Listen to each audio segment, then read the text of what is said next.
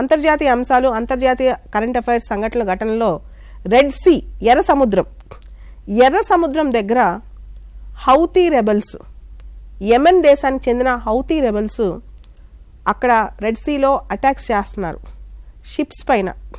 So red see చుట్టుపక్కల ఉన్న దేశాల పేర్లు అడగొచ్చు, రెడ్ సీ లిటరల్ కంట్రీస్ అడగొచ్చు. అదేవిధంగా బాబ్ ఎల్ మెందబ్ స్ట్రైట్ గురించి అడగొచ్చు.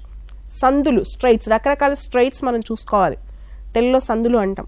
బాబ్ ఎల్ మెందబ్ స్ట్రైట్ ఎక్కడుంది అని అడగొచ్చు. అదేవిధంగా horn of Africa countries, Eritrea, Ethiopia, Djibouti, Somalia, వీటి మీద క్వశ్చన్స్ రావచ్చు. ఈ విధంగా మనం చూసుకోవచ్చు అన్నమాట అంతర్జాతీయ అంశాలు, సంఘటనల గురించి. అదే సందర్భంలో మనం చూస్తే కనుక మనం రీసెంట్గా లాస్ట్ 6 months నుంచి మన అధ్యక్షులు చేసిన విజిట్స్ కానీ, వాళ్ళు మన దేశానికి వచ్చిన అంశాలు కానీ, ఇవన్నీ కూడా మనం గమనిస్తూ వెళ్ళాలి. రీసెంట్గా ఒక ఇంపార్టెంట్ FTA ఒకటి సైన్ అయింది.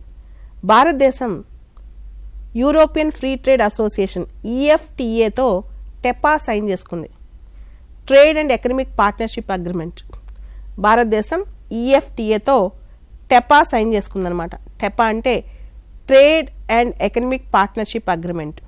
అది ఫస్ట్ FTA చరిత్రలోనే లీగల్లీ బైండింగ్ అగ్రిమెంట్ అనమాట. టెపా అనేది ఫ్రీ ట్రేడ్ అగ్రిమెంట్ చరిత్రలో, స్వేచ్ఛా వాణిజ్య ఒప్పందాల చరిత్రలో లీగల్లీ బైండింగ్. దాని మీద మన PIB వాళ్ళు కూడా రిలీజ్ చేశారు. చాలా ఇంపార్టెంట్ డేటా, చాలా ఇంపార్టెంట్. సింపుల్గా మిమ్మల్ని EFTA కంట్రీస్ ఏంటని కూడా అడగొచ్చు. EFTAలో ఏ దేశాలు ఉన్నాయి, యూరోపియన్ ఫ్రీ ట్రేడ్ అసోసియేషన్లో ఏ దేశాలు ఉన్నాయనే ప్రశ్న కూడా రావచ్చు.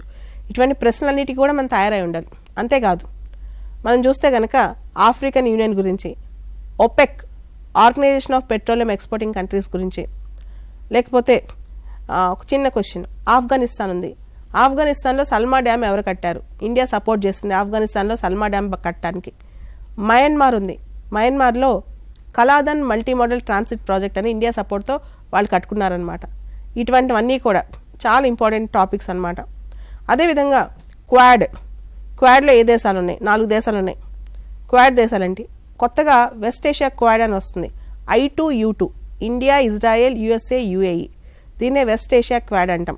I2U2, India, Israel, USA, UAE, ఇవన్నీ అనమాట. దాంతోపాటు పాలస్తీనాకు సంబంధించి రీసెంట్గా ఐక్యరాజ్య సమితిలో ఓటింగ్ జరిగింది, పాలస్తీనాకి స్టేట్హుడ్ ఇవ్వాలని చెప్పి. దానికి సంబంధించి ఎన్ని దేశాలు పాలస్తీనాకి స్టేట్హుడ్ ఇవ్వాలి, పాలస్తీనాకి యుఎన్లో రికగ్నిషన్ ఇవ్వాలి, రికగ్నిషన్ ఇవ్వడం అంటే ఆల్మోస్ట్ స్టేట్హుడ్ అనమాట.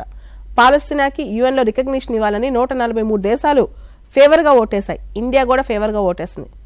9 దేశాలు ఓటింగ్కి డిస్ఫేవర్గా ఓటేశాయి, అంటే రెజల్యూషన్కి అపోజ్ చేశాయన్నమాట, ఇంక్లూడింగ్ అమెరికా, ఇజ్రాయెల్, ఈ దేశాలన్నీ కూడా. సో ఇలాంటి క్వశ్చన్స్ కూడా రావచ్చు, ఎందుకంటే ఇజ్రాయెల్, హమాస్, అదేవిధంగా మిడిల్ ఈస్ట్ మ్యాప్,